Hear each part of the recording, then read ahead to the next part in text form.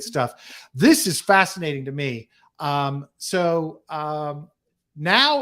starting today, if you're a DAO or part of a DAO, you'll be able to connect your Gnosis safe wallets via swipe directly to an FDIC insured bank account.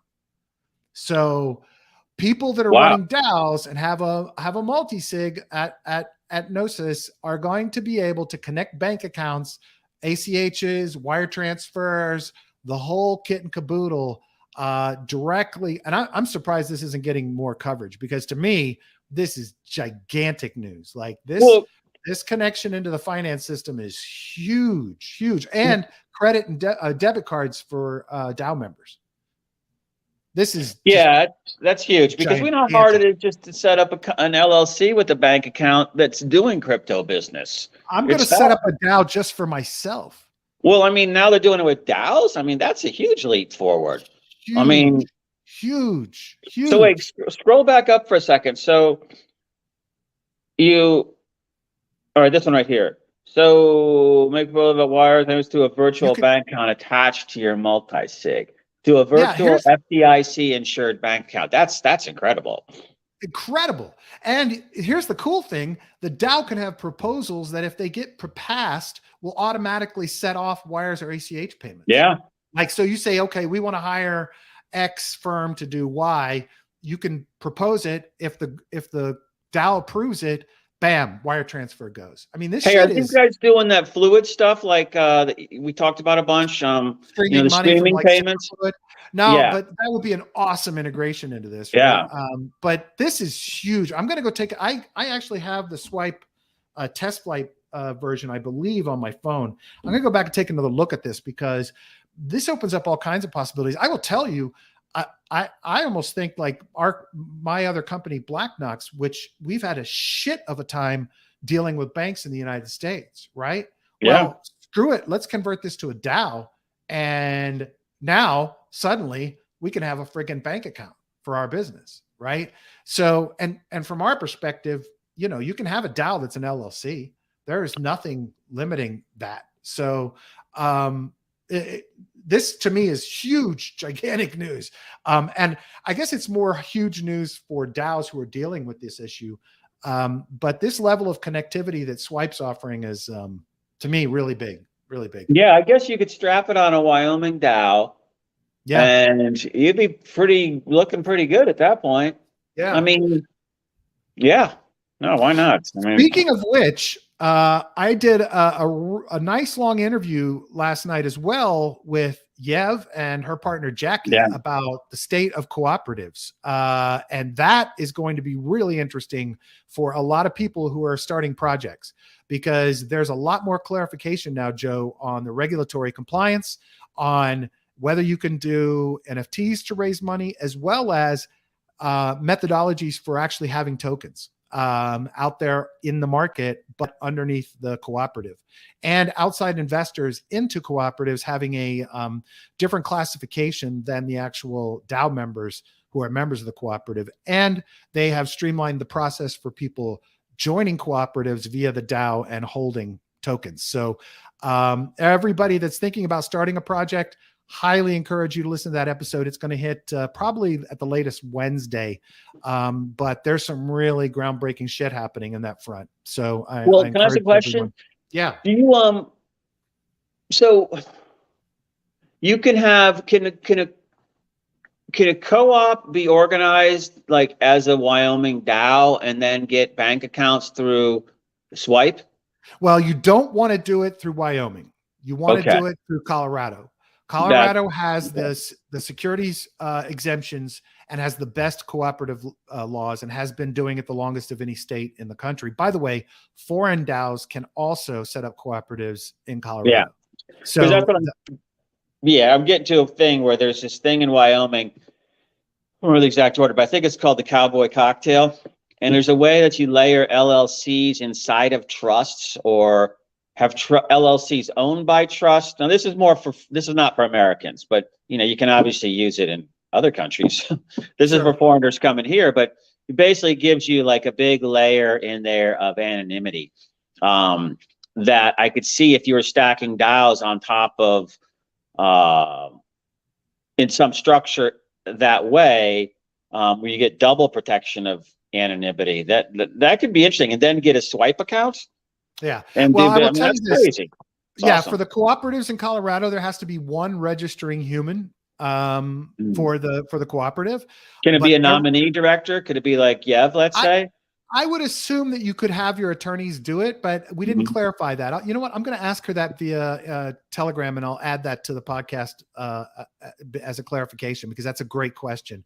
But everyone else can be anonymous at that point. So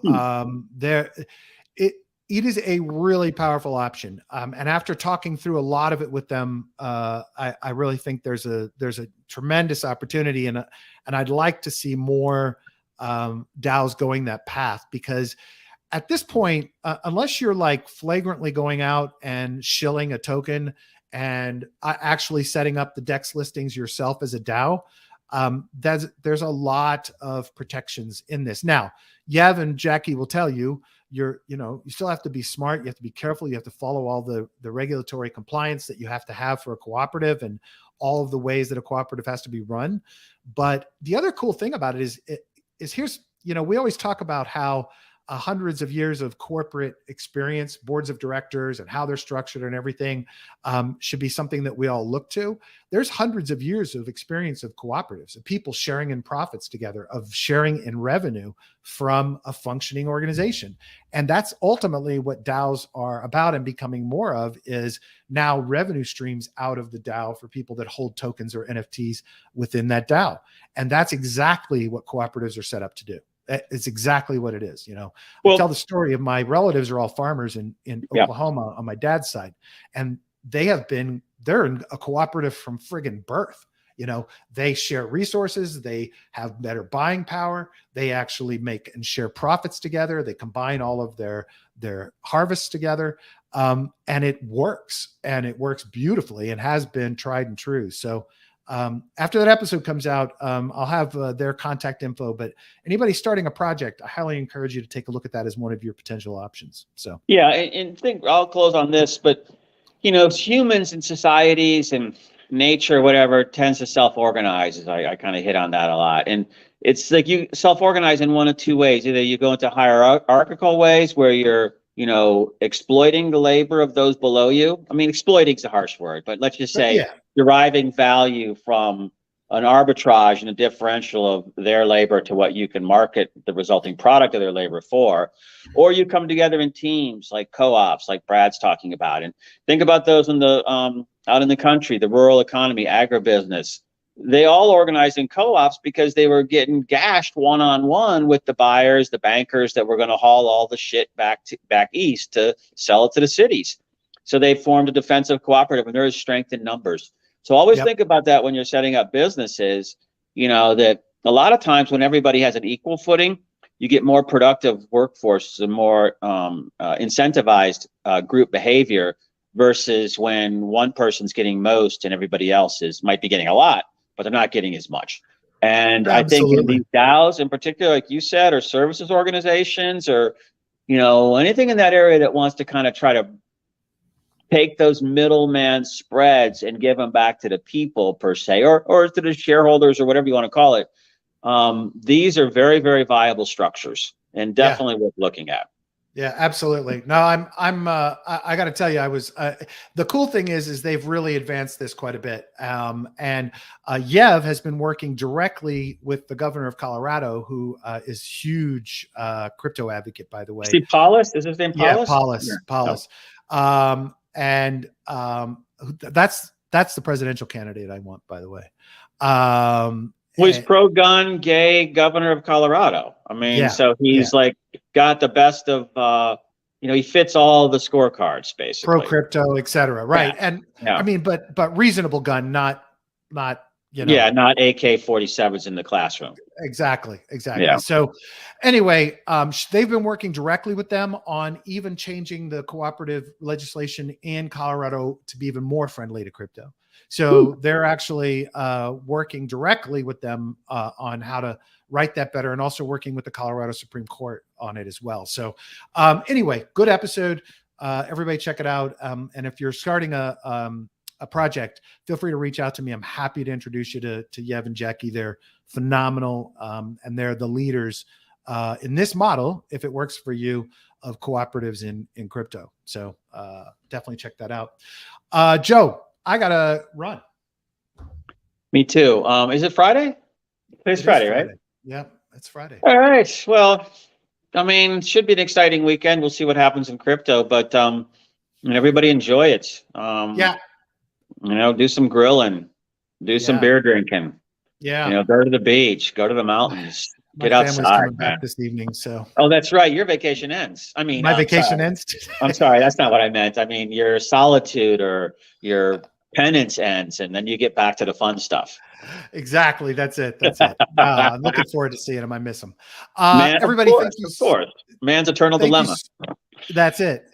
Thank you so much for listening and watching, everybody. We appreciate it. Thank you, Eamon, Niblets, Euphoric, for listening and watching and contributing to the conversation. Love it. Have another one for us there, Euphoric, in the pub. Please rate and review us on Apple Podcasts. It really helps. Subscribe, give us a thumbs up, and click the little bell on YouTube. If you have thoughts, ideas for shows, comments, criticisms, whatever, reach out to me at B05Crypto on Telegram or Twitter, B05Crypto #2143 on Discord. We love you guys. We appreciate you. Everybody have a wonderful weekend. See you, Joe.